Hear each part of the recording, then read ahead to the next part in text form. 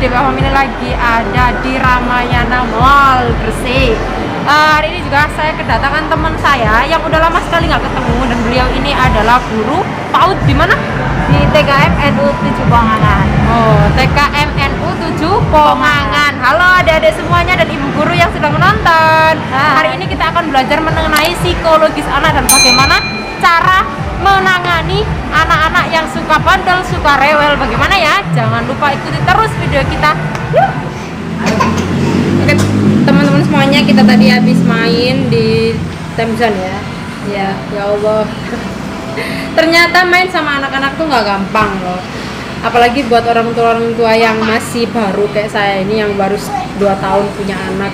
Kayak nanganin anak itu kayak susah ya? Iya, pengen nggak sabar gitu. Ya Allah, gimana ini? Pengen gitu. Apalagi kalau anaknya tuh rewel banget kayak Devano itu kan ini nggak mau, maunya itu tapi belum cukup isi anak. Aduh, cewek banget. Sabar aja ya. Gimana sih caranya menangani anak kalau lagi maunya itu nggak bisa dinantiin? Nanti ya itu nggak bisa. Itu gimana cara menangani anak kayak gitu sih? Nggak ada sih cara yang menanganinya, cuma kita harus mengikuti aja apa yang jadi kebutuhan anak. Kalau memang anak pengen kesini, ya udah turuti aja selama itu tidak melampaui batas gitu. Let it flow ya. Ya. Oke. Cuman kadang-kadang akunya ini yang nggak bisa sabar, nggak bisa gitu. Kayak kalau anak loncat gak karuan di tempat umum kayak tadi itu kayak gimana ya Allah. Agak malu ya. Dan nggak bisa ngontrol karena itu emosi gitu. Gimana sih? Oh berarti kita sendiri nih kayak gimana yang jadi orang tua ini? Kalau jadi orang tua ya, kita memahami kebutuhan anak aja. Kalau anaknya memang seperti ini, mau loncat kayak gitu, yes, kita biarkan aja gitu. Tapi jangan lupa kita selalu mantau. Jangan sama anak itu jatuh atau seperti apa. Kalau memang dia jatuh, jadi kita harus kayak gini. Oh, nggak apa-apa. Kita kasih arahan ya. Seperti itu. Nanti kalau dia jatuh juga lagi, kenapa ya ada jatuh? Berarti nggak boleh tuh kayak gini ya, lagi ya. Kita kasih pengertian ya. Itu aja. Teori itu memang gampang. Prakteknya belum. Ya. Teman-teman di rumah pasti pernah merasain kayak saya, apalagi yang masih punya anak balita usia antara 1 sampai 5 tahun ya. Yang benar-benar aktif, apalagi kayak Devano ini kan orangnya nggak bisa diem ya. Menghadapi anak yang kemauannya minta diturutin terus. Pokoknya kalau misalnya minta beli es krim padahal dia sakit, minta beli es krim nggak bisa dibatalin. Harus gitu ya. Itu gimana cara mengatasinya? Ya, kita kasih arahan aja. Sekali 2 kali udah. Jangan sampai ditutup terus gitu. Kan juga kalau kebanyakan minum es juga kan nggak baik untuk kesehatan juga kan. Jadi kita harus ngomong sama anak, belinya hanya 1 saja, besok enggak ya. Kita kasih jeda. Jangan sampai dikasih berulang terus. Seperti itu aja. Soalnya kadang-kadang anak-anak itu kalau nggak diturutin suka ngamuk. Nangis. Ngamuk gitu, nangis ngamuk gitu kan. Itu kan kadang kita juga di tempat umum, anak ngamuk, malu-maluin kayak gitu kan. Aduh. Oke, sekarang kita beralih ke pertanyaan tentang mendidik anak-anak. Untuk anak usia 1 tahun, kira-kira kita ini ngasih pendidikan apa buat mereka? 1 tahun loh ini. 1 tahun. Ya. Dalam tingkat perkembangannya itu kan ada 6 aspek perkembangan ya. 6 aspek perkembangan. Pertama adalah motorik kasarnya anak. Motorik kasar. Ya, motorik kasar. Terus yang kedua itu adalah kognitif. Yang ketiga adalah bahasa. Yang keempat sosial emosional. Terus yang kelima ini dan yang terakhir adalah seni. Yang pertama itu memang anak usia dini yang memang usianya 1 tahun itu memang di kemampuan motoriknya kasar ya. Kayak apa motorik kasar? Kalau anak usia segitu itu kan memang kalau jalan kan masih belum ya, kan belum ya. Tapi memang ada sebagian anak yang memang sudah motoriknya seperti kegiatan meremas, atau mencobek, sederhana aja seperti itu. Terus untuk yang masalah kognitifnya, ajak anak untuk mengingat dasi ini warna apa, tapi kita yang ngomong, kita yang arahkan seperti itu.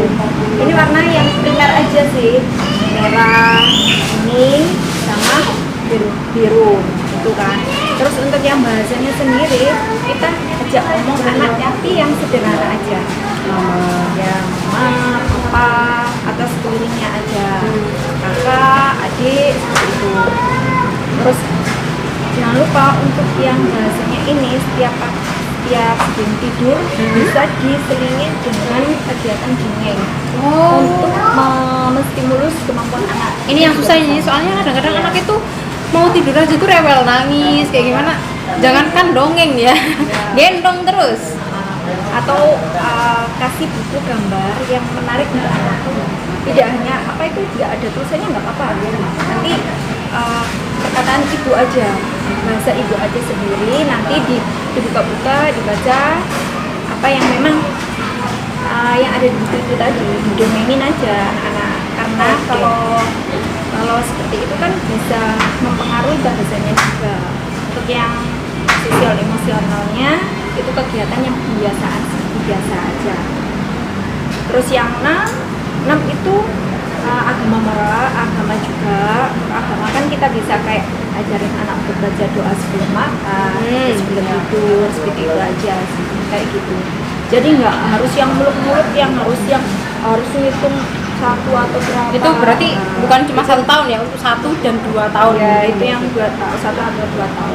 Soalnya apa? Karena memang anak usia yang seperti itu memang masih belum diarahkan. Beda lagi nanti kalau sudah masuk PAUD, ya. Atau ketikanya beda lagi untuk perkembangannya. Seperti itu sih. Biasanya kan kalau anak-anak itu yang sering tantrum itu justru malah anak-anak yang memang udah memasuki masa sekolah. Ya. Anak-anak TK, anak-anak PAUD. Nah, apa saja yang harus kita kasih tuh buat anak-anak usia PAUD sama TK itu? Kalau usia PAUD di TK saya ya biasanya itu kita mengenalkan, kalau kayak kognitif itu kita mengenalkan berdasarkan benda dari yang kecil sampai yang besar. Seperti itu aja sederhana.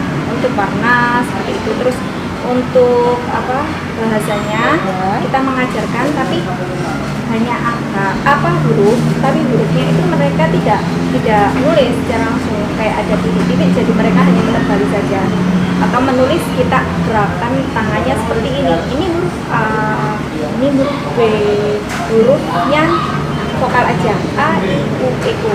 Itu untuk anak yang berikut. Untuk yang anak A atau TKA atau TKB itu tingkatannya berbeda lagi. Untuk yang TKA itu nanti tingkatannya lebih, kalau yang lebih ke kognitifnya nanti angka 1 sampai 10. Seperti itu. TKA ya? Itu yang TKA. Nanti kalau TKB beda lagi tingkatannya. Jadi ada capai perkembangannya seperti apa itu. Buat mendidik anak. Jadi kita kadang-kala itu sebagai orang tua, apalagi generasi milenial sekarang itu yang jadi orang tua memaksakan kehendak anak belum waktunya, belum masuk PAUD bahkan itu harus udah bisa bahasa Inggrisnya ini, harus bisa apa ya rasanya ini ya, itu kan kayak berarti belum usianya gitu ya. Jadi kalau nggak bisa belum bisa kan, belum bisa, bukan nggak bisa. Kebanyakan orang tua itu memaksa kehendak anak seperti itu. Memang anak itu harus dituntut. Kadang kayak tetangganya dibandingkan. Dibandingkan. Soalnya kan anak itu kan anak yang satu dengan anak yang lain kan memang berbeda-beda. Ya. Tingkat perkembangannya beda, tingkat kemampuannya berbeda. Jadi seperti itu. Jadi kalau ada orang tua yang memang membeda-bedakan seperti itu memang nggak bagus juga untuk anak. Ya, malah kitanya sendiri kalau digituin juga kan nggak suka kan, dibanding-bandingin nggak suka. Apalagi kenapa sekarang jadi banding-bandingin anak kita sama anak orang lain kan ya. Oke. Apalagi kalau sekarang kan di tingkat SD itu memang harus diutamakan untuk chemistry-nya. Padahal untuk anak usia dini, anak usia yang TK seperti itu, mereka itu kan belajar sambil bermain. Jadi ada kegiatan bermain tapi sambil belajar seperti itu. Tapi kebanyakan orang tua itu menuntun anak untuk kamu harus bisa seperti itu. Ya, seharusnya sih janganlah terlalu membebankan anak yang seperti itu. Itu aja sih. Jadi ilmu juga ini ya buat kita moms yang di rumah, jangan pernah memaksakan kehendak kita kepada anak-anak, apalagi perkembangan anak itu juga jelas gak sama, ada yang cepat, ada yang jadi kita nggak perlu lah kayak gimana ya lu harus gini, kamu harus gini dong supaya gini, soalnya anak si ini tuh sudah begini, masa kamu nggak bisa gini tuh.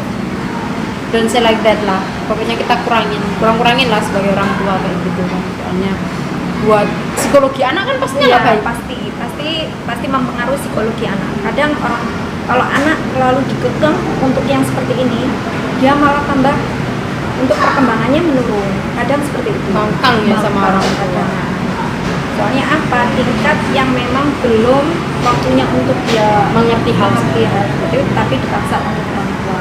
Oke teman-teman, yang perlu diingat dari session kita hari ini tentang mengatasi anak, bagaimana cara mendidiknya, bagaimana cara mengatasinya, apa yang harus kita lakukan. Sama teman saya ini, guru dari TKMNU 7 Pongangan. Teman-teman jangan lupa nonton semuanya yang ada di sana di TKMNU Pongangan ya. Cukup sekian di sini kita DPA Family tadi udah jalan-jalan sambil bermain, sama kita juga udah ngobrol-ngobrol tentang gimana cara nanganin anak-anak usia dini. Oke, teman-teman stay tune terus di channel kita dan jangan lupa untuk terus nonton, like, share, dan subscribe video kita, karena kalau kita subscribe itu gratis teman-teman. Jadi saya nggak bakalan nagih apa-apa dari teman-teman semuanya. Oke, subscribe itu gratis, jadi please subscribe ya, Jangan lupa ya. Jangan lupa subscribe. Oke, terima kasih untuk waktunya. Salam DPA Family. Bye bye. Boneka lebih jelas, boneka lebih jelas. Ada tulisan kan? Iya. Iya.